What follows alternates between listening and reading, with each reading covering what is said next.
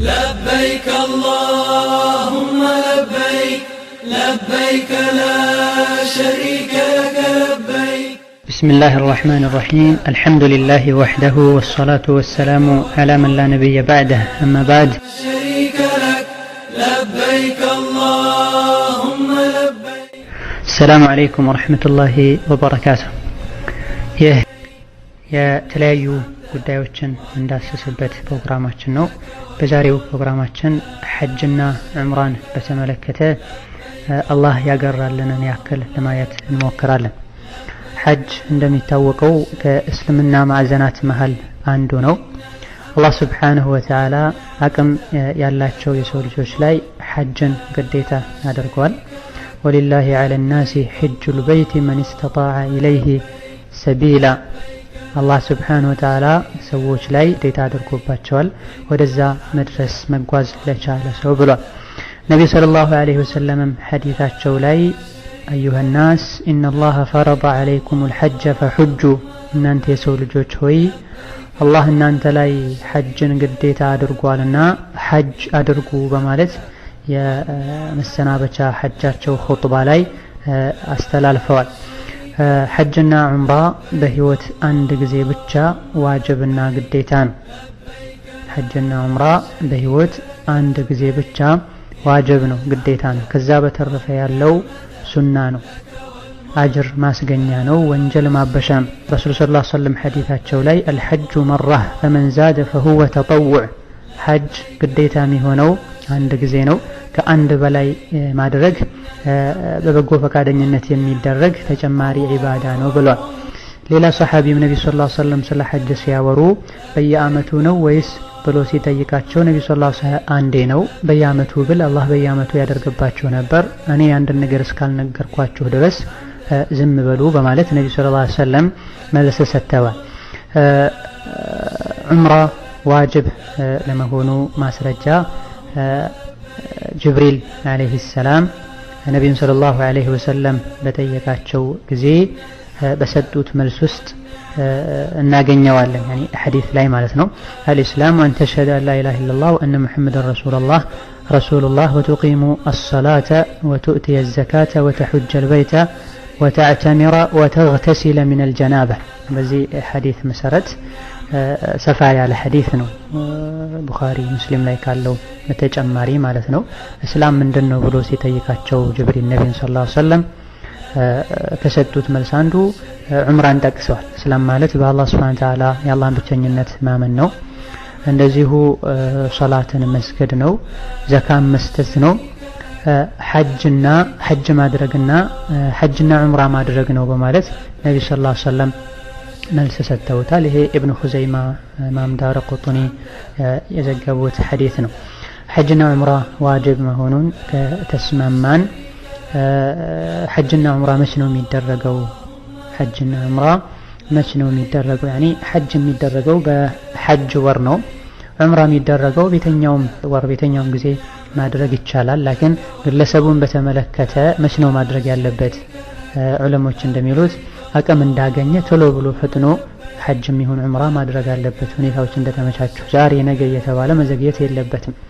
ነቢ ሰለላሁ ዐለይሂ ወሰለም ሐዲታቸው ላይ ተዐጀሉ ኢለል ሐጅ ፈኢነ አሐደኩም ላ የድሪ ማ ያዕሪዱ ለሁ፣ ሐጅ ዋጅብ የሆነውን ሐጅ ቶሎ ብላችሁ ፈጽሙ፣ እነሆ የሰው ልጅ ነገ ምን እንደሚገጥመው አያውቅም ብለዋል።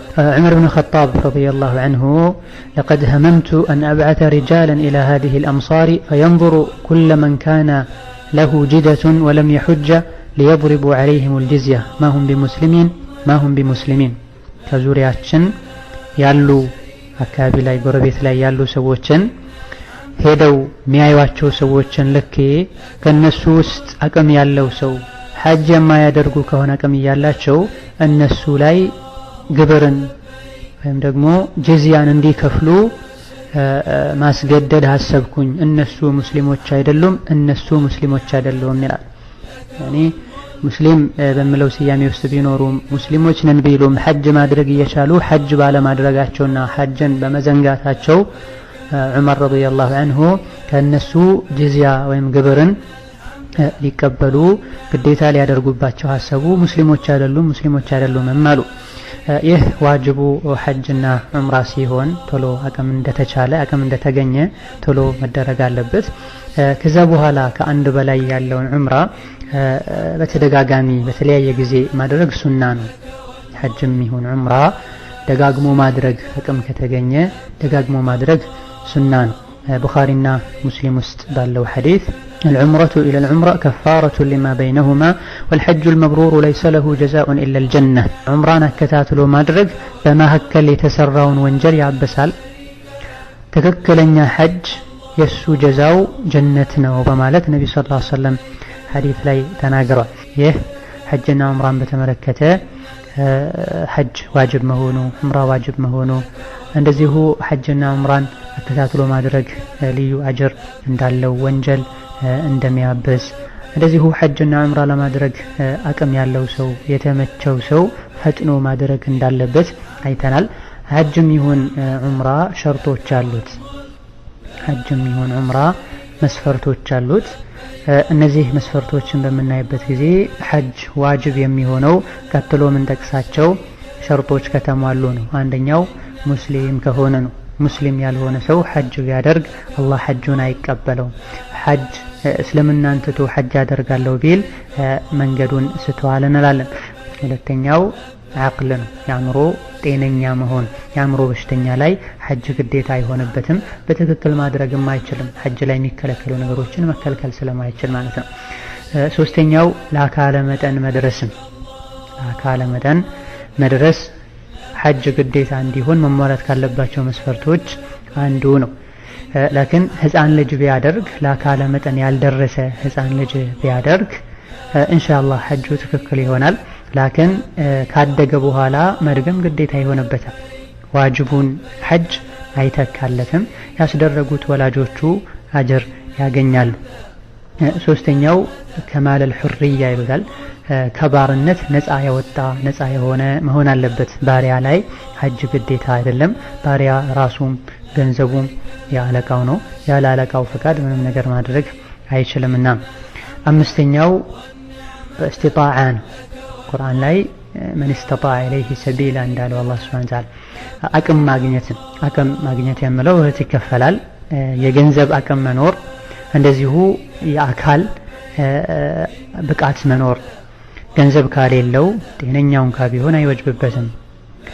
ገንዘብም ቢኖረው ጤነኛ ካልሆነና ጤናው ሐጅ ለማድረግ ለመጓዝ የማይረዳው ከሆነ ግዴታ አይሆንበትም። እነዚህ 5 መስፈርቶች ናቸው። ሙስሊም መሆን፣ አእምሮ በሽተኛ አለመሆን፣ ለአካለ መጠን መድረስ፣ ከባርነት ነፃ መሆንና አቅም መኖር። እነዚህ 5 መስፈርቶች እንዳሉ ሆነው ሴት ልጅ ተጨማሪ አንድ ሸርጥ አለ። እሱም መህረም ሊኖራት ይገባል። አብሯት ሐጅ የሚያስደርጋት ወንድ ሊኖር ይገባል። መህረም ካላገኘች እሷ ላይ ሐጅ ግዴታ ይሆንባታል። ሐጁን መፈጸም ግዴታ ይሆንባታል። በውስጧ ግን በንያዋ መህረም ሳገኝ አደርጋለሁ የሚለው ንያ ውስጧ ላይ መኖር አለበት። ያለ መህረም ሐጅ ማድረግም አይፈቀድላትም። ነቢያችን ሰለላሁ ዐለይሂ ወሰለም አብዱላህ ኢብኑ አባስ ባስተላለፉት ሐዲስ ላ ቱሳፊሩ እምራአቱን ኢላ መዐ መህረም፣ አንዲት ሴት ልጅ ማንኛውም ሴት ልጅ እንዳትጓዝ ከመህረም ጋር እንጂ ብለዋል። መህረም ማለት ደግሞ መቼም እሱን ማግባት የማትችለው ሰው ማለት ነው። እሱን ማግባት ሐራም የሚሆንባት ሰው፣ እሱም እሷን ማግባት ሐራም የሚሆንበት ሰው ማለት ነው። አባቷ፣ ልጇ፣ ወንድሟ፣ የወንድሟ ልጅ፣ የባሏ ልጅ፣ እነዚህ መህረም ይባላሉ። ባሏም ደግሞ እሷ መህረም ይሆናል ማለት ነው። ላኪን መህረም ብቻ መሆኑ አይደለም፣ ለአካለ መጠን የደረሰ መሆን አለበት። ህፃን ልጅ መህረም አይሆንም። ከእናቱ ወይም ከእህቱ ጎን የሚቆም መሆን አለበት። እንደዚሁ የአእምሮ በሽተኛ መሆን የለበትም፣ ጤነኛ መሆን አለበት።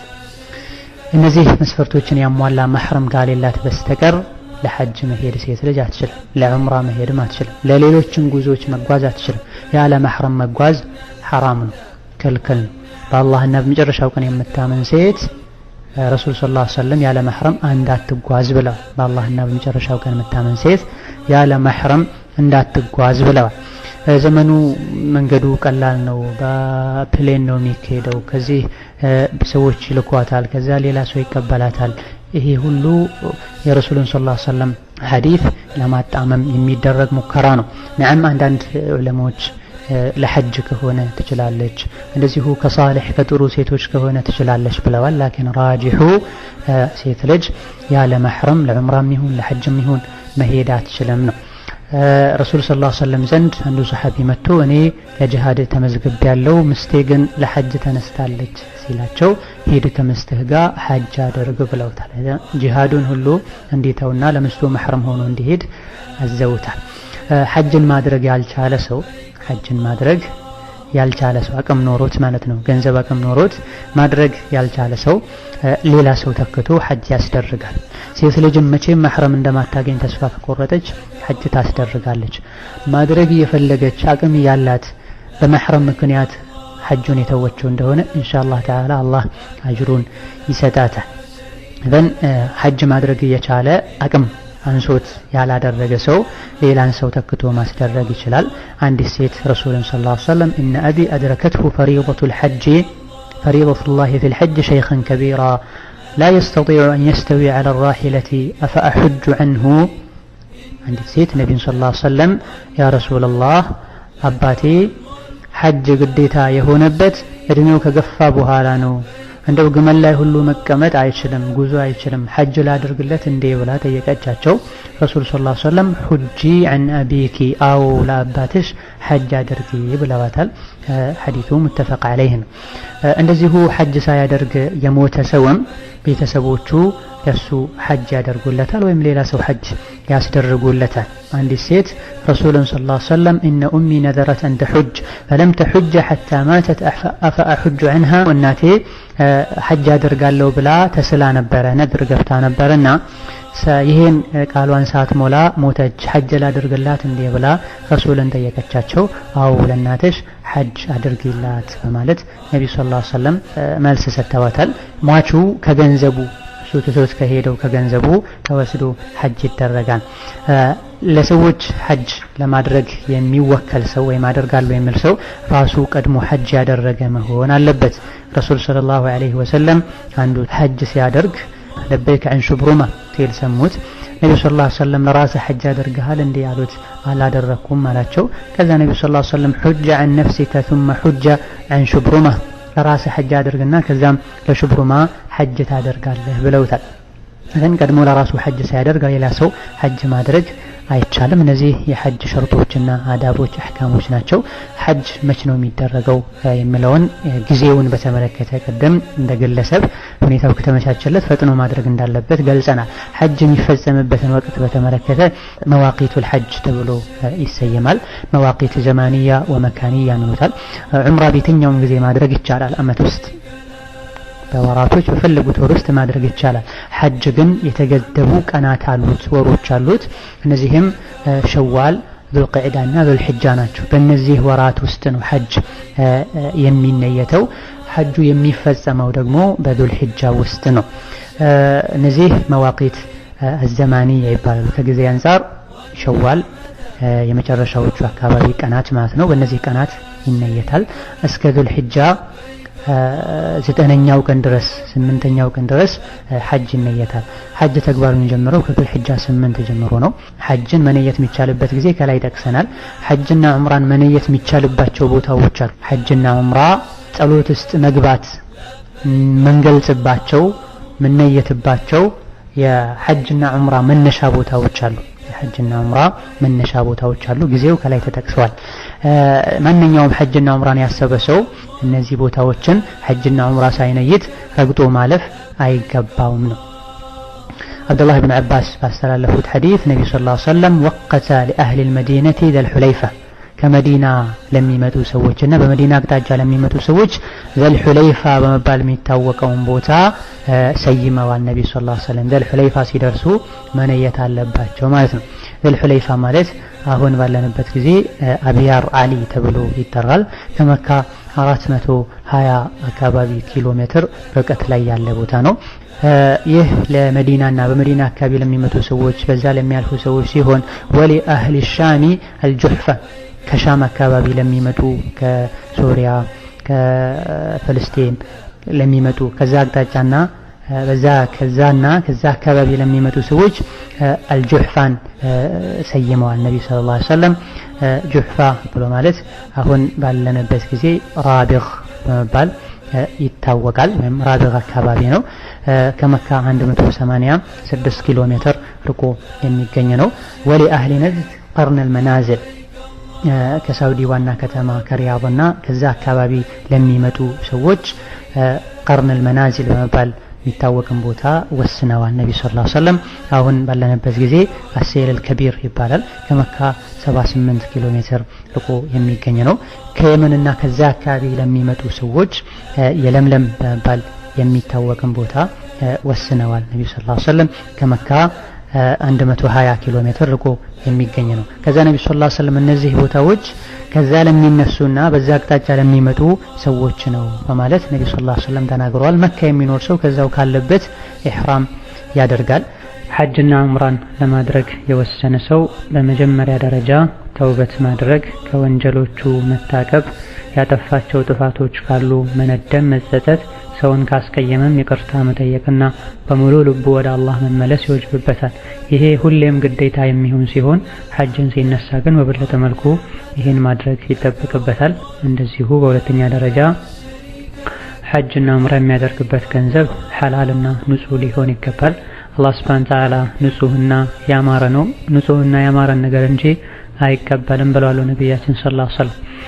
በሶስተኛ ደረጃ ሐጅና ዑምራ ሲያደርግ ለአላህ ብሎ ማድረግ አለበት፣ ንያውን ማስተካከል አለበት። ካልሆነ ለይውልኝ ለይስሙልኝ ከሆነ አላህ ሱብሓነሁ ወተዓላ እንዲህ አይነትን ስራ አይቀበልም።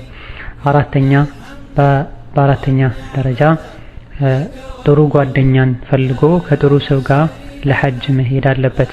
አላህን የሚፈራ ሰው፣ በመልካም የሚያዝ ከመጥፎ የሚከለክል ሰው ጋር መጓዝ ይጠበቅበታል። ሴት ልጅም እንደዚሁ ሐጅና ዑምራ በምትሄድበት ጊዜ ከመጥፎ ነገር የሚጠብቃት አደጋ ቢመጣ የሚከላከልላት መሕረም ሊኖራት ይገባል። ሴት ልጅ ያለ መሕረም ሐጅ ማድረግ አትችልም ብለዋል ጅምሁር ዑለማ። ባለፈው ሽሩጠል ሐጅን ስንዳስስ ከሐጅ መስፈርቶች አንዱ ሴት ልጅ ሁሉም የሐጅ መስፈርቶች እሷ ጋር ቢሟሉ መሕረም ካሌላት ለሐጅ መሄድ አይወጅብባትም፣ ብትሄድም ወንጀለኛ ትሆናለች ብለናል። እምቢ ብላ የሄደች እንደሆነ ግን እምቢ ብላ ያለ መሕረም በመሄዷ ወንጀለኛ ከመሆኗ ጋር ሐጁ ትክክል ይሆናል፣ ሌሎች ነገሮች ካላበላሹት።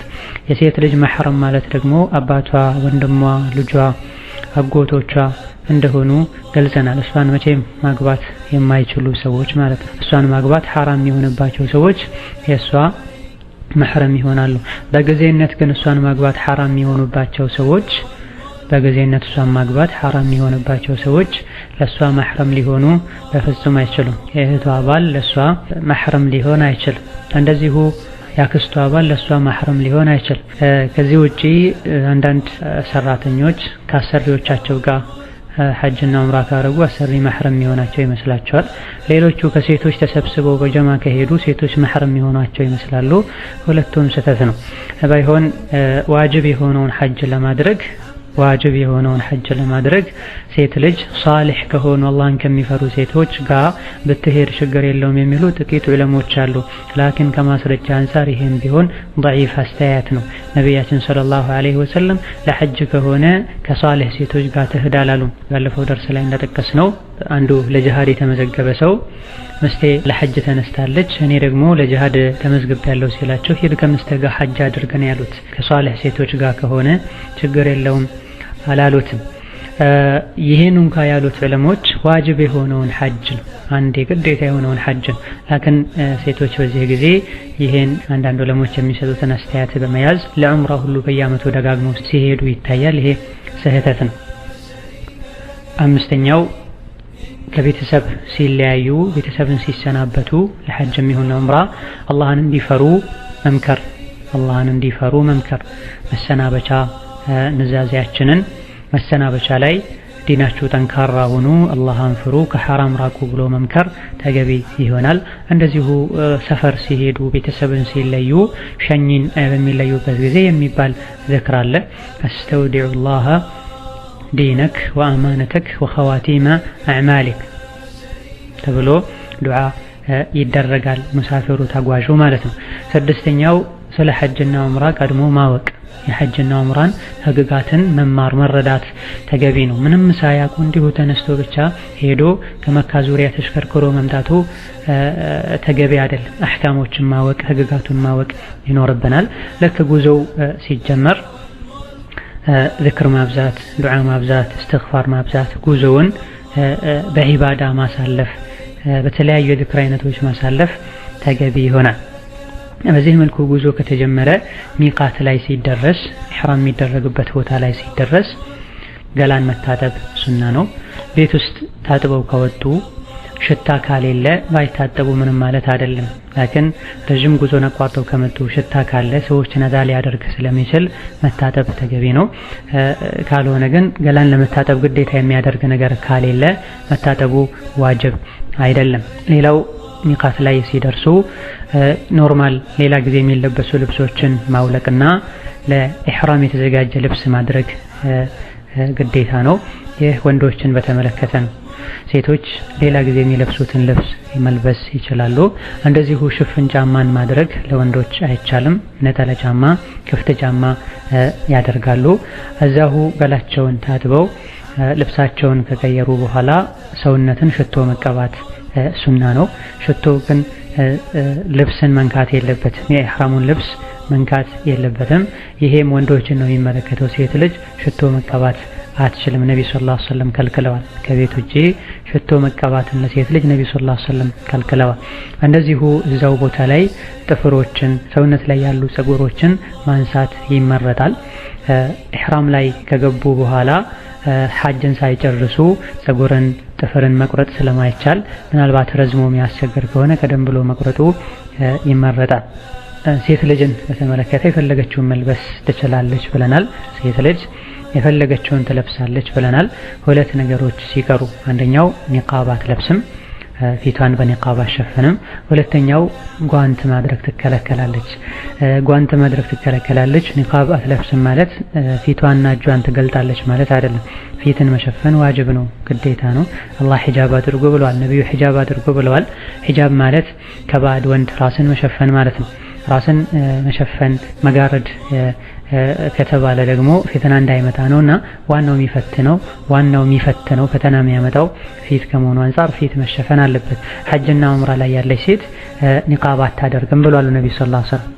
ከኒቃብ ውጪ ባለ ጨርቅ ግን ፊቷን መሸፈን ይኖርባታል። ሱሐባ ሴቶች ሲያደርጉ እንደነበረው እጅም በጓንት አይሸፈንም፣ በሌላ ጨርቅ ግን መሸፈን ይኖርበታል። ከለሩን በተመለከተ ሴት ልጅ ከፈለገች ጥቁር፣ ከፈለገች አረንጓዴ፣ የፈለገችውን አይነት በሸሪዓ እስካልተከለከለ ድረስ መልበስ ትችላለች። ወንዶችን በተመለከተ ነጭ ቢሆንና ንጹህ ቢሆን ይመረጣል።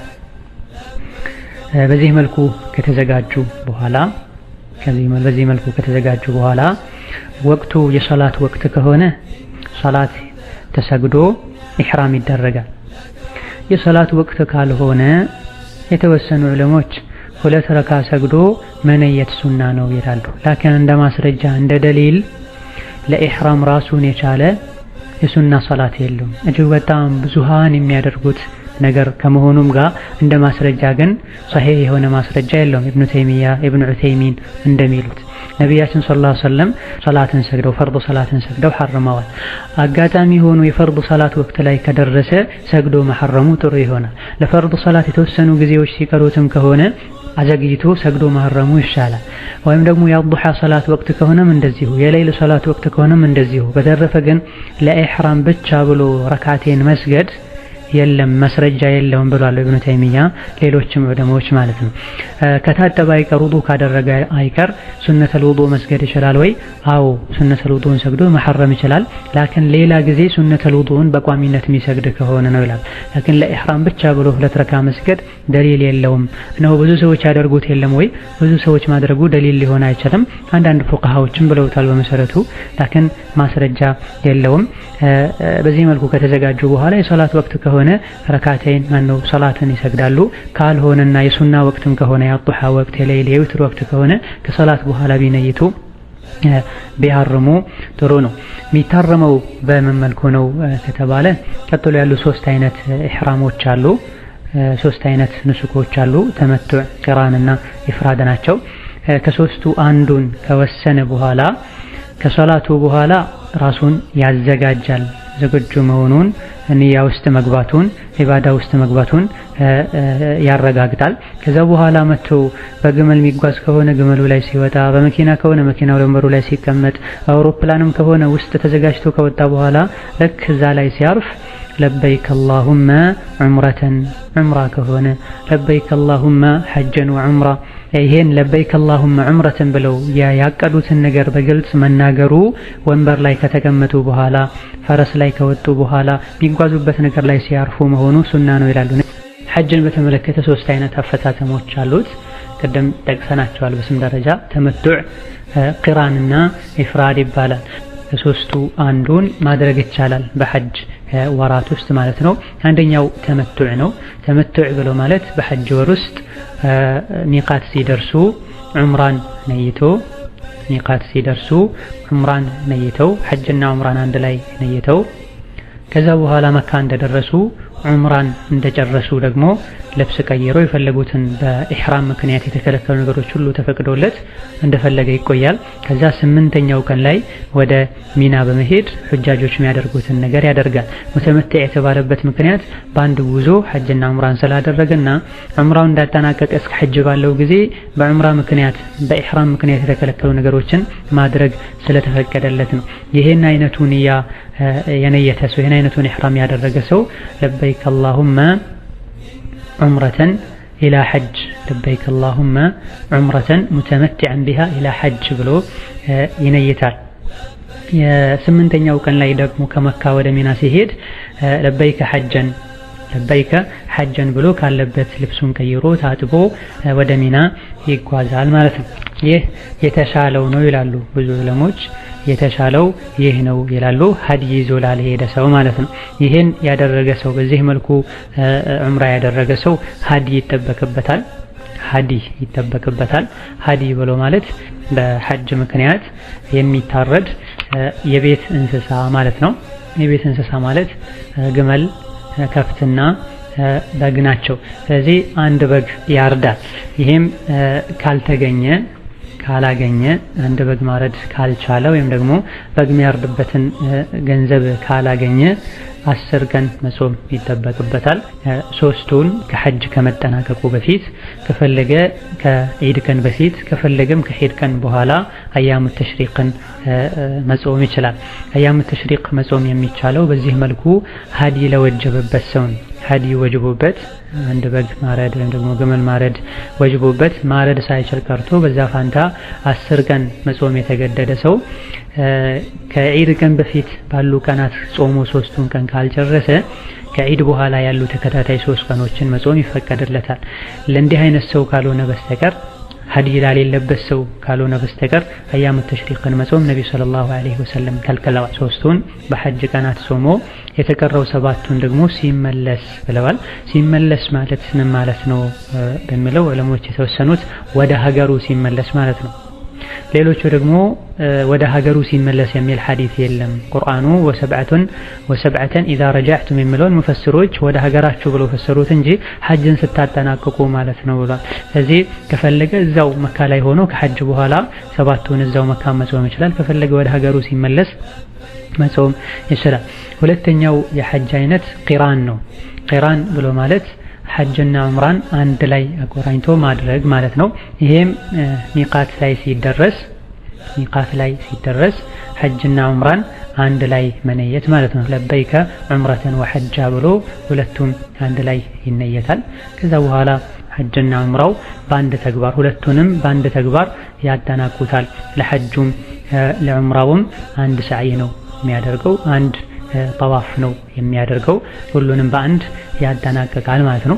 ይሄም ሀዲይ ይወጅብበታል። 3ኛው የሐጅ አይነት ኢፍራድ ነው። ኢፍራድ ብሎ ማለት ሚቃት ሲደርሱ ሐጅን ብቻ መነየት ማለት ነው። ሚቃት ሲደርሱ ሐጅን ብቻ ነይቶ መምጣትና መካ እንደደረሱም የሐጅ ቀን ከሆነ የሐጅ ቀናት ከጀመሩ ቀጥታ ወደ ሚና በመሄድ የሐጅን ስራ ይጀምራሉ። ከዚህ ቀን ከ8ኛው ቀን በፊት ከሆነ የመጡት 5ም 6ም ቀን ይሁን ኢህራም ላይ ይቆያሉ። ይሄ የሚነየተው ለበይከ ሐጀን ነው የሚባለው።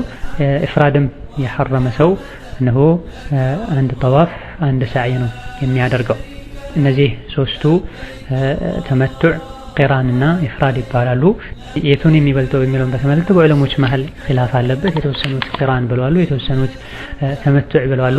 አብዛኞቹ ተመቱዕ ነው የሚሻለው ሀዲይን ላልያዘ ሰው ማለት ነው። ሀዲይን ላልያዘ ሰው ተመቱዕ ነው የሚሻለው ብለዋል። ሀዲይ ብሎ ማለት ከሀገር ሲወጡ መካ የሚታረደን እንስሳ የነዱ መሄድ ማለት ነው። ይሄን የያዘ ሰው ተመቱዕ ማድረግ አይችልም። ይሄን ያላደረገ ሰው ደግሞ ተመቱዕ ቢያደርግ ይመረጥለታል።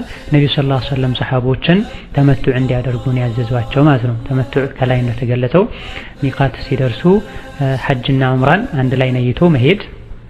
ሚቃት በሚደርሱበት ጊዜ ለበይከ ዑምረተን ሙተመቲዐን ቢሃ ኢላ ሐጅ ተብሎ ይነየታል። ይህን በአረብኛው እንኳ ማለት ባይቻል በውስጣችን ዑምራና ሐጅን አንድ ላይ ላደርግ ነው፣ ዑምራዬን ግን እንደጨረስኩኝ ሁሉንም ነገር በኢህራም የተከለከልኩትን ነገር እጠቀምና 8ኛው ቀን ላይ ዳግም ሐጅ ነይቼ ወደ ሚና ሄዳለሁ ብሎ ማለት ነው። ይሄኛው ይበልጣል ይላሉ። ኢህራም ያደረገ ሰው የሚከለከላቸው ነገሮች አሉ። ኢህራም ያደረገ ሰው ብሎ ማለት አሁን ከጠቀስናቸው አንዱን የሐጅ አይነቶችን ለማድረግ የወሰነ ሰው፣ እንደዚሁ ዑምራ ለማድረግ የወሰነ ሰው ማለት እንጂ የኢህራም ልብስ የለበሰ ሰው ማለት አይደለም። የኢህራሙን ልብስ የትም ሊለብሱት ይችላሉ። የኢህራሙን ልብስ ታጥበው ከቀየሩ በኋላም ቢሆን ሐጅ ውስጥ መግባትን እስካልወሰኑ ድረስ ኢህራም ውስጥ ገብተዋል አይባልም። አንዳንድ ሰዎች የኢህራም ልብስ መልበሳቸው ብቻ የሐጅ ተግባር ውስጥ የገቡ ስለሚመስላቸው ነው። አልመህም ኢህራም ውስጥ የገባ ሰው ቀጥሎ ያሉ ነገሮችን ይከለከላል። አንደኛው ፀጉርና ጥፍርን መቁረጥ ይከለከላል። ሽቶ መጠቀም ይከለከላል። እንደዚሁ ኒካህ ማሰር ይከለከላል። ማጨትም ይከለከላል። ግብረ ስጋ ግንኙነት ማድረግ ይከለከላል። የተቃራኒ ጾታ ጋር በስሜት መነካካትም ይከለከላል። ይህ ለሁሉም ሲሆን ወንድ ልጅ የተሰፋ ልብስን መልበስ አይችልም። በሰውነቱ ልክ የተሰራ ልብስን መልበስ አይችልም። እንደ ቲሸርት፣ ፓንት፣ ሱሪ፣ ኮፍያ መልበስ አይችልም። እንደዚሁ ፀጉሩን መሸፈን አይችልም። በጥምጣምም ይሁን በኮፍያ ፀጉሩን መሸፈን አይችልም። ሴት ልጅ ደግሞ ፊቷን በኒቃብ መሸፈን አይችልም። እጇን በጓንት መሸፈን አይችልም። ቅድም እንደጠቀስነው ከነዚህ ከሁለቱ ውጪ ባለ መንገድ መሸፈን ይኖርባታል። ፊቷ ላይ ጅልባቧን ዝቅ ልታደርገው ወይም ደግሞ ሻርፓን በፊቷ ላይ ጣል ልታደርግና ፊቷን ልሸፈን ይገባታል። እጇንም በሻርፓ ስር ልታደርግ በጅልባቧ ስር ልታደርገው ይገባል እንላለን። ፀጉሩን ተሳስቶ የነቀለ ሰው፣ የቆረጠ ሰው፣ ጥፍሩን የቆረጠ ሰው፣ ተረስቶ ሽቶ የተቀባ ሰው ወይም ባለማወቅ እነዚህን ያደረገ ሰው ምንም የለበትም። እንዳወቀና እንዳስታወሰ ከዛ ነገር መታቀብ ይኖርበታል። ኒካህ ማሰርን በተመለከተ ለራስ ኒካህ ማሰር ማግባትም አይቻልም። እንደዚሁ ወልይ ቢሆኑ የልጆች አባት ለልጆቹ ኒካህ ማሰርም አይችልም። ሴት ልጅ ለራሷ ማሰርም አትችልም ይላሉ። ለከን ሐጅ ላይ ያለ ሰው ለጋብቻ ምስክርነት ቢጠራ ምስክር ሊደረግ ይችላል አይችልም የሚለውን ሰው ዑለሞች አንስተው ምስክር መሆን ችግር የለውም፣ ላኪን ሄዶ ሰርጉን መሳተፍ የለበትም ይላሉ። እንደዚሁ ባልና ሚስት ባል ሚስቱን ፈቶ ቢሆንና በሁለት ፈቷት ረጃዕቱ ማለት ቢፈልግ ኢህራም ላይ ያለ ሰው ረጃዕቱ ማለት አይከለከልም ይላሉ። የሚከለከለው አዲስ ኒካህ ማሰር ነው እንጂ ረጃዕቱ ማለት አይከለከልም ይላሉ። የዑምራን አፈጻጸም በምናይበት ጊዜ ትክክለኛው የዑምራ አፈጻጸም እንደሚከተለው ነው። ልክ መካ ሲደረስ ገላ መታጠብ ከተቻለ ሱና ነው። ነብዩ ሰለላሁ ዐለይሂ ወሰለም መካ እንደደረሱ ታጥበዋል። ይህ መጀመሪያ ሚቃት ሲደርሱ የሐረሙበት ቦታ ላይ ከሚታጠቡት ውጪ ነው። መካ ሲደርሱ ከቻሉ መታጠብ ሱና ነው።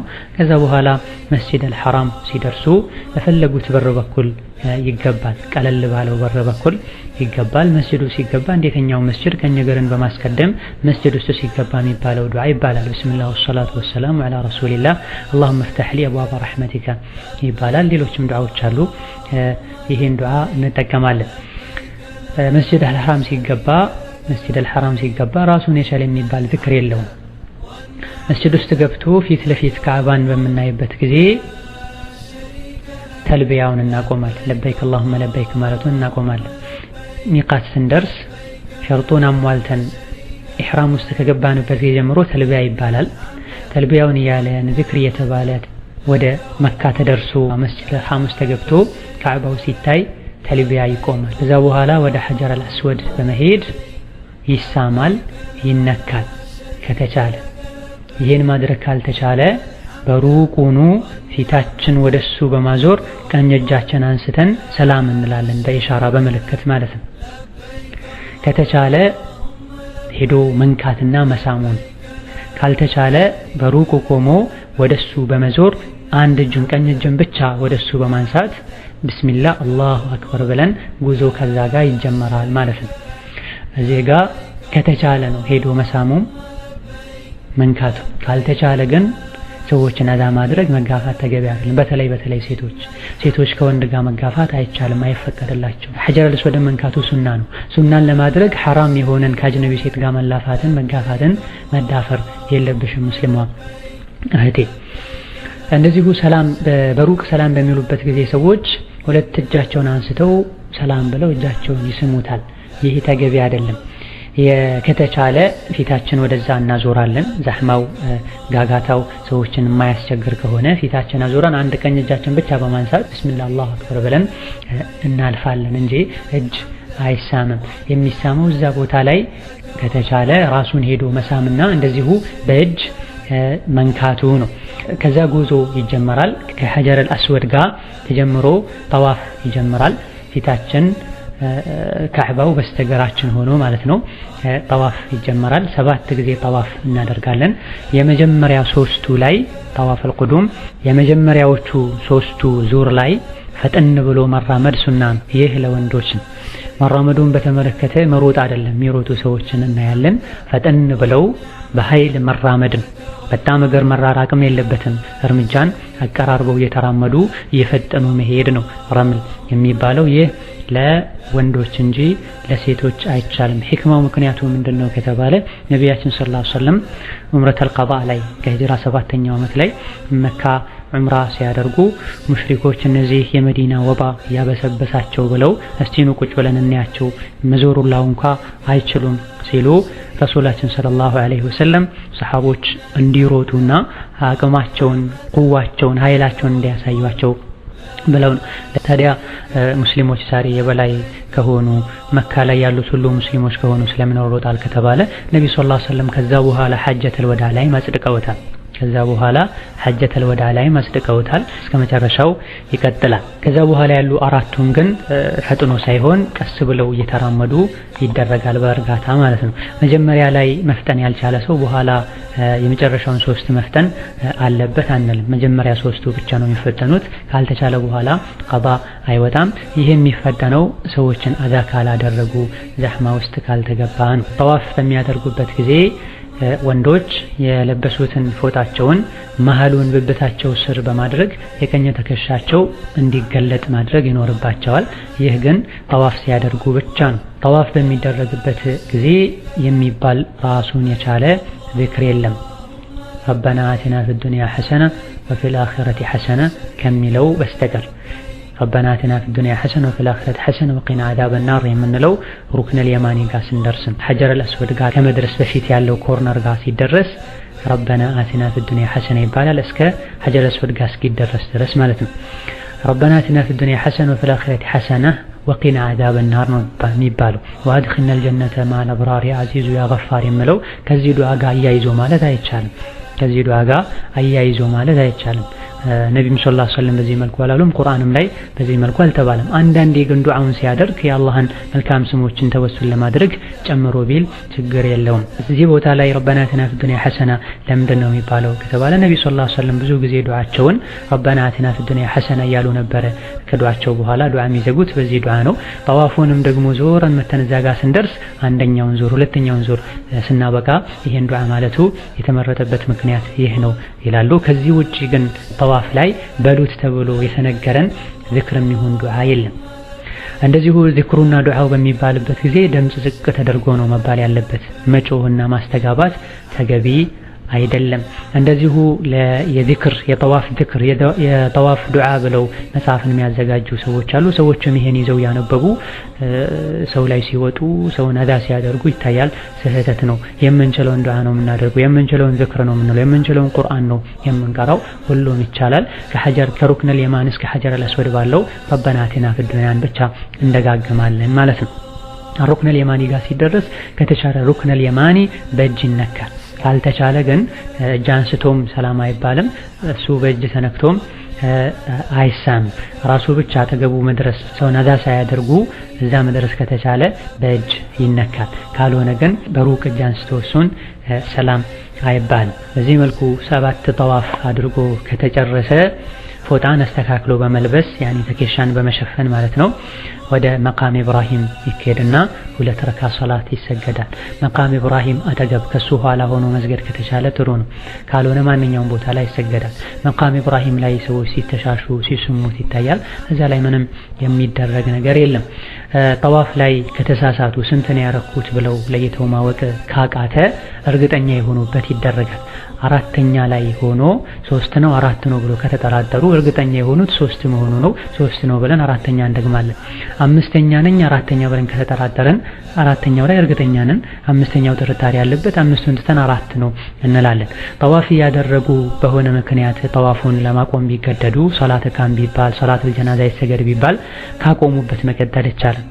4ኛው ላይ ከነበረ 4ኛውን አጠናቆ ከሆነ ቃም የተባለው ሶላት የተሰገደው ወደ 5 ጉዞ ይጀመራል።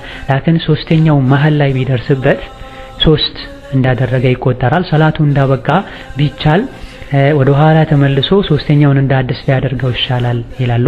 ካለበት ቀጥሎም 3 ተኩል አድርጎ ነበር ዞሮ መጥቶ ግማሹን አሟልቶ 4ኛም ሊሆንለት ይችላል የሚሉ ዑለሞች አሉ። ላኪን አንዳንዶቹ መሃል ላይ ያቋረጠበት ዙር አይቆጠርለትም፣ ያሃን እንዳድስ መጀመር አለበት ይላሉ። ሙሉ በሙሉ ሳይሆን መሃል ያቋረጠበትም ማለት ነው። ስለዚህ ለጥንቃቄ 3ኛ ዙር ወይም 4ኛ 5ኛ ዙር መሃል ላይ ከቆመ መሃል ላይ የተቋረጠውን እንዳድስ መጀመሩና መከመሉ ይሻላል። ጠዋፍ ላይ ንግግር መቀነስ ተገቢ ነው። ፈአቅሉ ፊሂ አልከላመ ብለዋል ነብዩ ሰለላሁ ዐለይሂ ወሰለም ኢማም አጠበራኒ በዘገቡት ሐዲስ ላይ ማለት ነው። ከዛ መቃም ኢብራሂም ኋላ ላይ ወይም ማንኛውም ቦታ ላይ 2 ረካ ሶላት ይሰገዳል። አጠር ያለ ሶላት ረካዓተይ አጠዋፍ ይባላሉ። የጠዋፍ ረካቴን ማለት ነው። የመጀመሪያው ረካ ላይ ቁል ያ አዩሀል ካፊሩን እንቀራለን ከፋቲሃ በኋላ። ሁለተኛው ላይ ቁል ሁወላሁ አሐድ እንቀራለን ከፋቲሃ በኋላ። ሶላቱ በሚሰገድበት ጊዜ ወደ ሱትራ መሰገድ ተገቢ ነው። ሰዎች እንዳያቋርጡ ማድረግ ማለት ነው። ፊት ለፊታችን የሆነን ነገር ከለላ አድርጎ መስገድ ተገቢ ነው። መስጂድ አልሐራም ላይ ሰላት ማቋረጥ የለም የሚሉት ነገር አለ። ሰዎች አንድም ማስረጃ የለውም። ነብዩ ሰለላሁ ዐለይሂ ወሰለም መስጂድ አልሐራም ውስጥ ሲሰግዱ ሰውን ከለላ እንዲሆናቸው አድርገው ሰግደዋል። አብዱላህ ኢብኑ አቢ አውፋ የተባለ ሰሃቢ ባስተላለፈው ሐዲስ ኢዕተመረ ረሱሉላህ ፈጣፈ ቢልበይት ነብዩ ዑምራ አደረጉ፣ ከካዕባ ዙሪያ ጠዋፍ አደረጉ፣ ከመቃም ኢብራሂም በስተኋላም ሰገዱ 2 ረካ። ወማዐሁ መን የስተሩሁ ሚነናስ ከነብዩ ሰለላሁ ዐለይሂ ወሰለም ጋር ሰዎችን የሚከልላቸው ሰው ነበር እየሰገዱ ሰው እንዳያልፍ የሚከልላቸው ሰው ነበር። ይሄ ቡኻሪ ውስጥ ያለ ሐዲስ ነው። እንደዚሁ አነስ ብኑ ማሊክም ሐረም ላይ ሲሰግዱ ፊት ለፊታቸው ዱላ ነገር አቁመው ሰግደዋል። አብዱላህ ኢብኑ ዑመርም እንደዚሁ ሐረም ላይ ሲሰግዱ ሳሊህ ኢብኑ ከይሳን የሚባለው ታቢዒ እንዳስተላለፈው ሐረም ላይ እየሰገዱ ማንም እንዳያልፍ ይከለክሉ ነበር። ሐረም ውስጥም ይሁን ከሐረም ውጪ መካም መዲናም ይሁን ከዛ ውጪ ፊት ለፊት ከሰጋጅ ፊት ለፊት ሰው ማለፍ የለበትም ሱትራ ምልክት ካለው እንጂ። ስለዚህ ሰጋጁም ያገኘው ቦታ ላይ ሄዶ መስገድ የለበትም። ጥግ ቦታ ላይ ፈልጎ ወይም ደግሞ ምልክት አድርጎ 2 ሰው 3 ሰው ከሆኑ በተራ ተራ እየተተካኩ ምልክት ሰው እንዳያልፍ ፊት ለፊታቸው እያደረጓቸው ሊሰግዱ ይገባል። እንደዚሁም የሚያልፈውም ሰው አማራጭ ፈልጎ እየቻለ ዝም ብሎ ከማለፍ ጥንቃቄ ማድረግ ይኖርበታል። ሁለቱም የበኩላቸውን ጥንቃቄ አድርገው ካልተቻለ ግን አልመሸቀቱ ተጅልቡ ተይሲር ዲናችን ገር ነውና ነገሩ እንደዚህ ከጠበቀ ይሄኔ ይቻላል እንላለን። ላኪን አማራጭ ያለ በፍጹም አይቻል። ልክ ሶላቱ እንደተጠናቀቀ ዘምዘም ሄዶ መጠጣት ሱና ነው። ማኡ ዘምዘም ሊማ ሹሪበ ለሁ ዘምዘም ለተጠጣለት ነገር ነው ብሏል ነብዩ ሰለላሁ ዐለይሂ ወሰለም። ያ በሽተኛ የሆነ ሰው እንደዚሁ ልጅ ያጣ ሰው ዒልም የሚፈልግ ሰው የፈለገው ነገር ነይቶ ቢስሚላህ ብሎ መጠጣትና በብዛት መጠጣት ሱና ነው። ዝም ብሎ መጠጣት ሳይሆን ተበሉዕ የሚሉት ነገር አለ። ሆዱ እስኪሞላ ድረስ ዘምዘምን መጠጣት ሱናን። ከዛ በኋላ ዘምዘሙን ከጠጣ በኋላ ከተቻለ ሐጀረል አስወድን ሄዶ ድጋሚ መሰለም ጥሩ ነው። ካልተቻለ ወደ ሶፋ ይኬዳል። ሶፋ ላይ ወጥቶ ከፍታው ላይ ወጥቶ ካልተቻለም ጥጉ ላይ ሆኖ ፊትን ወደ ካዕባ በማዞር ኢነ ሶፋ ወልመርወተ ሚን ሸዓኢሪላህ የሚለው ይነበብና ላኢላሃ ኢለላሁ ወሕደሁ ላ ሸሪከ ለሁ ለሁል ሙልክ ወለሁል ሐምድ ወሁወ ዐላ ኩሊ ሸይኢን ቀዲር ላኢላሃ ኢለላሁ ወሕደሁ አንጀዘ ወዕደሁ ወነሰረ ዐብደሁ ወሀዘመል አሕዛበ ወሕደሁ። ይሄን እንላለን። ከዛ በኋላ የምንፈልገውን ዱዓ እናደርጋለን። ይሄ 3 ቢደጋገም ጥሩ ነው። ከዛ በኋላ ወደ መርዋ ይኬዳል። ወደ መርዋ ስንሄድ አረንጓዴ መብራት ያለበት ቦታ ላይ ስንደርስ ይሮጣል። ጠዋፍ ላይ እንዳለው ፈጠን ብሎ መራመድ ሳይሆን በደንብ ይሮጣል። ይህ ለወንዶች ነው። ሴቶች መሮጥ አይችሉም። ከዛ ሶፋ ላይ እንደተደረሰ ኢነ ሶፋ ወልመርወተ ከሚለው ውጪ ያለው ከላይ ያልነው ነገር ሁሉ ይባላል። ዱዓ ይደረጋል፣ ፊትን ወደ ቅብላ በማዞር ማለት ነው። ከዛ በኋላ ተመልሶ ወደ ሶፋ ይመጣል። ወደ ሶፋ ሲመጣም አረንጓዴው መብራት ጋር ሲደረስ ይሮጣል። ለወንዶች ነው፣ ለሴቶች አይቻልም። ህፃናት ካሉበት ሴቶች ካሉበት ወንዱም ቢሆን ባይሮጥ ችግር የለውም። አቅመ ደካማ የሆነ ወንድም ባይሮጥ ችግር የለውም። ሶፋ ሲደርስ ድጋሚ ዞሮ ይመጣል። እዚህ ከሶፋ ወደ መርዋ መሄድ 1 ይባላል። ወደ ሶፋ መመለስ 2 ይባላል። ድጋሚ 3 ይባላል። 7 ጊዜ በዚህ መልኩ ይዞራል። በሶፋ ይጀመራል፣ በመርዋ ያልቃል። እዚህ ላይ ሶፋና መርዋ መሀል ለምንድነው የምንመላለሰው? እዛስ ጋር አረንጓዴው መብራት ጋር ለምንድነው የሚሮጠው የሚለውን በተመለከተ ባጭሩ ድንጋይ የሚወረወረው የሚሆን ሐጅ ላይ ከጠዋፍ የሚደረገውም ሶፋ ወል መርዋ የምንመላለሰው ለዝክርና ለዒባዳ ነው። አላህ አድርጎ ስላለ ነው። እዛ ውስጥም የዝክርና የዱዓ አይነቶች ስላሉ ነው። ከዚህ በተጨማሪ ሶፋና መርዋ ላይ ሰሒህ ቡኻሪ ውስጥ እንዳለው ቅሳ ላይ የተከሰተ ነገር አለ። ነብዩ ሰለላሁ ዐለይሂ ወሰለም ለዚህም ነው ሰዎች የሚሮጡት ብለው መጨረሻ ላይ ተናግረዋል። ይኸውም አባታችን ነቢዩላህ ኢብራሂም ባለቤታቸውን ሀጀርን ከኢስማኤል ጋር እዛ አስቀምጠዋት ሄደው ነበረ። አራስ ነበረች። ለጊዜው የነበራት ትንሽ ውሃና ምግብ ነበረ። ውሃው በሚያልቅባት ጊዜና ጡቷ በሚደርቅበት ጊዜ በጣም ተጨነቀች። ውሃ ያለበትን ቦታ ለመፈለግ ብላ አንዴ ወደ ሶፋ ወጣ። ሶፋ ማለት ተራራ ነበር፣ ያኔ ትልቅ ጋራ ነበረ። እዛ ላይ ወጣ ውሃ ያለበትን አሞራ ከላይ የሚንቀሳቀስበትን ቦታ ታይ ነበር። ከዛ ተጨንቃ ወደ ልጇ ትመጣለች ልጇን ለማየት። ልክ ልጇን ለማየት መታ ልጇን አይታ ተረጋግታ ድጋሚ ደግሞ ወደዛ ሌላኛው አቅጣጫ ሄዳ መርዋ ላይ ትወጣ ነበር። እዛም ሄዳ አይታ ሰው ያለበት የሚንቀሳቀስበት ውሃ ያለበትን አጣርታ ትመለሳለች። ቶሎ ብላ ደግሞ ተጨንቃ ወደ ልጇ ትመጣለች። በዚህ መሃል ሶፋና መርዋ ላይ የመጣች ሳለ አሁን አረንጓዴው መብራት ያለበት ጋር ስትደርስ ቦታው ጎርጓዳ ነበር፣ ሸለቆ ነበር። ልጇን ለማየት ተጨንቃ ቶሎ ብላ ልጇን ለማየት እዛ ጋር ስትደርስ ትሮጥ ነበር፣ ሮጣ ትወጣ ነበር። በዚህ ሐል ላይ እያለች አላህ ሱብሓነሁ ወተዓላ ዘምዘም እንዲፈልቅ አደረገ። ዘምዘም ፈለቀ፣ እሷም ጠጣች። ሌሎችም ሰዎች እዛ አሞራ ሲንቀሳቀስ አይተው መጡ። ኢላ አኺሪ ቅሳው ረጅም። እነሆ እሷ ችግር ስላለባት ስለተጨነቀች አላህ ሱብሓነሁ ወተዓላ ስለተማጸነች ጭንቋን ሰምቶ አላህ ዘምዘም አምጥቶላታል። አንተም ወንጀለኛው እኛም የሰው ልጆች እዛ ቦታ ላይ ሄደን ወንጀላችን አስታውሰን ጀነት እንደምንፈልግ ጀሃነምን እንደምንሰጋ አላህን እየለመነን በዛ መመላለሱም ጥሩ ነው። እንደዚህ እሷንም ማስታወሱ ጭንቋን ማስታወሱ ከጭንቋ ያወጣትን አላህ ማስታወስም ጭምር። እዛ ጋር ስትደርስ እሷ ትሮጥ ነበረ። መሃል ላይ ሶፋና መርዋ መሃል አረንጓዴ መብራት ያለበት ጋር ያስሮጣት የነበረው ቦታው ጎርጓዳ ሆኖ ነው ተብሏል። ወይም ደግሞ እዛ ውስጥ ስትገባ ልጇን ማየት ስለማችል ቶሎ ብላ ለመውጣት ትሮጥ ነበር ነው። ነብዩም ሰለላሁ ዐለይሂ ወሰለም እዛ ቦታ ላይ ሲደርሱ የሮጡት ሰሃቦችን የሮጡት ቦታው ጎርጓዳ ስለሆነ ነው። እንደፈለጉ ቀስ ብሎ መሄድ አይቻልም፣ ጎርጓዳ ሲሆን ቁልቁለት ሲሆን ማለት ነው። ያም ሆነ ይህ ሁሉም ነገር ሐጅ ላይ የሚደረገው ዑምራ ላይ የሚደረገው አጅር ለማግኘት ለዒባዳ ነው። ሰዒ ላይ ራሱን የቻለ የሚባል ዝክር የለም። የፈለጉትን ዝክር ማለት ዱዓ ማድረግ ቁርአን መቅራት ይቻላል።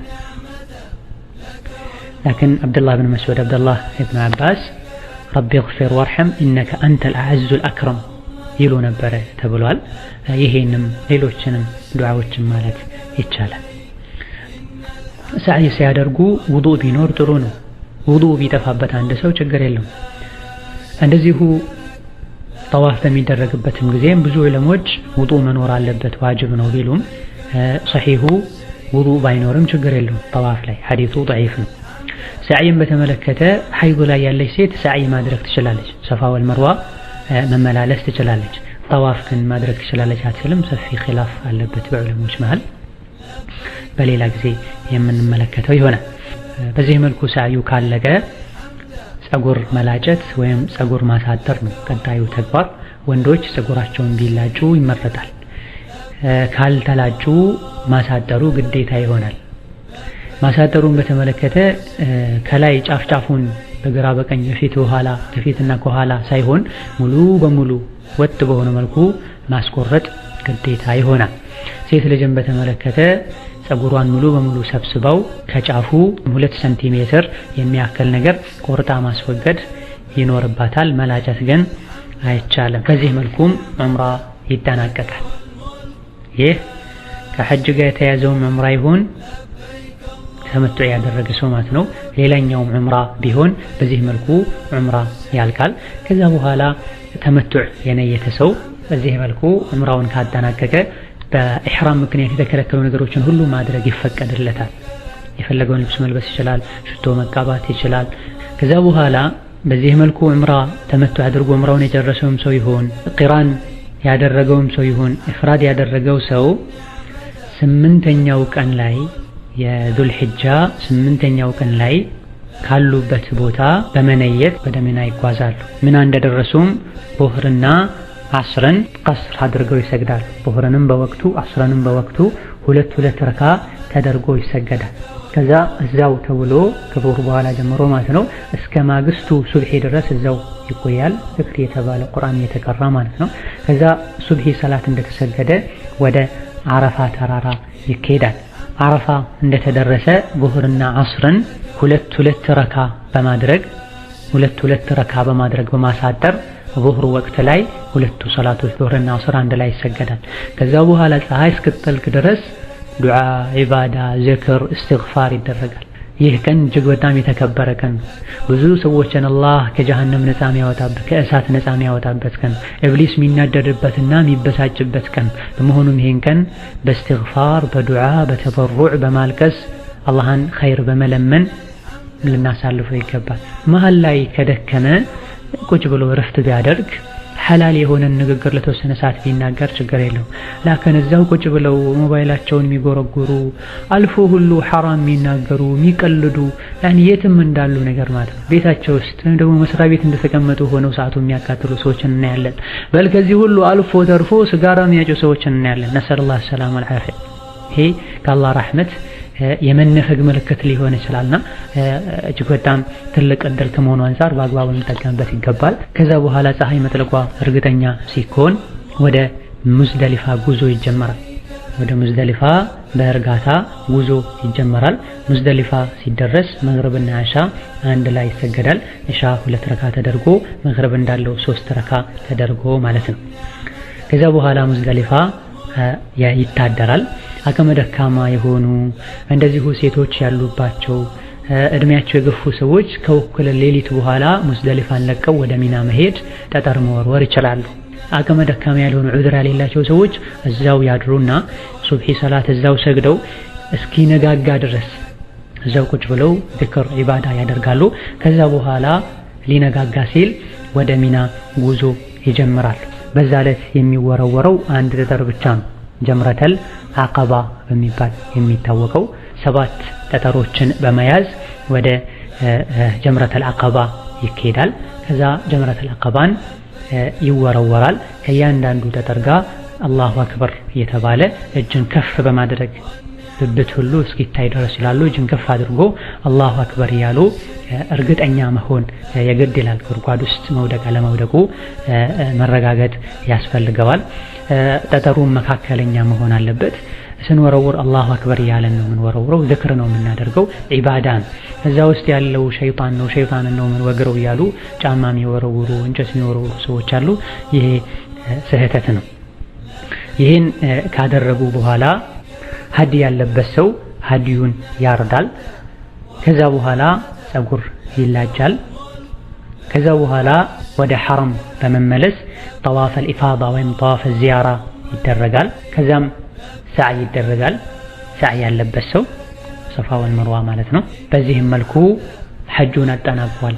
የተከለከሉ ነገሮች በሙሉ ይፈቀዱለታል ማለት ነው። ከዛ በኋላ ወደ ሚና በመመለስ ወዲያው በዛው ቀን በኢድ ዕለት ወደ ሚና ተመልሶ ይታደራል።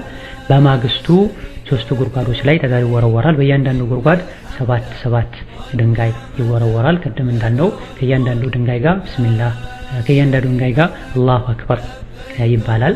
ሁለቱ የመጀመሪያዎቹ ጉድጓዶችን ከወረወረን በኋላ ጥግ ይዞ ዱዓ ማድረግ ሱና ነው። የመጨረሻው ላይ ዱዓ አይደረግም። ጠጠሩ የሚወረወረው ከዙህር በኋላ ነው። በቀጣይ ቀኖች ጠጠር የሚወረወረው ከዙህር በኋላ ነው። ሁለተኛው ቀን ላይ ጠጠር ከወረወሩ በኋላ ከዙህር በኋላ ጠጠር ከወረወሩ በኋላ ሚናን ለቆ መውጣትና ወደ ሀገሩ መመለስ የፈለገ ሰው ሁሉን ነገር አጠናቋል። ወደ ሐረም በመሄድ ወደ ካዕባ በመሄድ ጠዋፈል ወዳዕ አድርጎ መውጣት ይችላል። ወይም ደግሞ ሚናን ለቆ ፈለገበት መሄድ ይችላል። ማሟላት የፈለገ ሰው እዛው አድሮ በሶስተኛው ቀንም ከዛ በፊት እንደወረወረው ጠጠሮችን ወርውሮ ሚናን ለቆ ይወጣል። በሁለተኛው ቀን ግን ቸኩሎ መውጣት የፈለገ ሰው ፀሐይ ሳትጠልቅ መውጣት አለበት። ፀሐይ እዛው ያለ ከጠለቀ ግድ ማደርና በማግስቱ መወርወር ይኖርበታል። ጉዞ ከጀመረ በኋላ ፀሐይ ብትጠልቅ ምንም ችግር የለውም። በላጩ ግን 3ቱን ቀን እዛው ማሳለፍ ነው። ከዛ በኋላ ሚናን እንደጨረሱ 3ቱን ቀን እንዳጠናቀቁ ወደ ካዕባ በመሄድ ጠዋፈል ወዳዕ ይደረጋል። የመሰናበቻ ጠዋፍ ማለት ነው። የጠዋፈል ኢፋዳውን ዒድ ቀን ላይ የሚደረገው ዋናውን ጠዋፍ ትልቁን ጠዋፍ ማለት ነው አዘግይቶ ከሚና ቀን በኋላ ከሚና ከ3ቱ ቀናት በኋላ አዘግይቶ ማድረግም ይቻላል። እንደዚሁ ከጠዋፈል ወዳዕ ጋም አንድ ላይ ሁለቱን ባንዴ ማድረግም ይቻላል። እኔ ጠዋፈል ወዳዕም ጠዋፈል ኢፋዳም ነው ብሎ ነይቶ አንድ ላይ ማድረግ ይቻላል። በዚህም መልኩ ሐጁ ይጠናቀቃል። የወሊድ ደምና የወር አበባ ደም ላይ ያለች ሴት የመሰናበቻ ጠዋፍን ባታደርግ ምንም ችግር የለውም። ጠዋፈል ወዳዕን የመሰናበቻ ጠዋፍ ካደረጉ በኋላ መካ መቆየት አይቻልም። መካ የቆዩ ያደሩ እንደሆነ ጠዋፈል ወዳዑን መድገም ግዴታ ይሆናል። በዚህ መልኩም የሐጅና ዑምራ አፈጻጸም ይጠናቀቃል። አላህ ሱብሓነሁ ወተዓላ ለሁላችንም ሐጅ መብሩር ሰዓይ መሽኩር ይወፍቀን። ጠቃሚ የሆነ እውቀትን ከመልካም ስራ ጋር ያድለን። እነሆ የዛሬው ትምህርታችን በዚህ ያበቃል። ሌሎች የተቀሩ ከሐጅና ዑምራ ጋር ተያያዥ የሆኑ ነጥቦች አሉ። በቀጣይ ደርስ እናያቸዋለን። ሰላም አለይኩም ወራህመቱላሂ ወበረካቱ።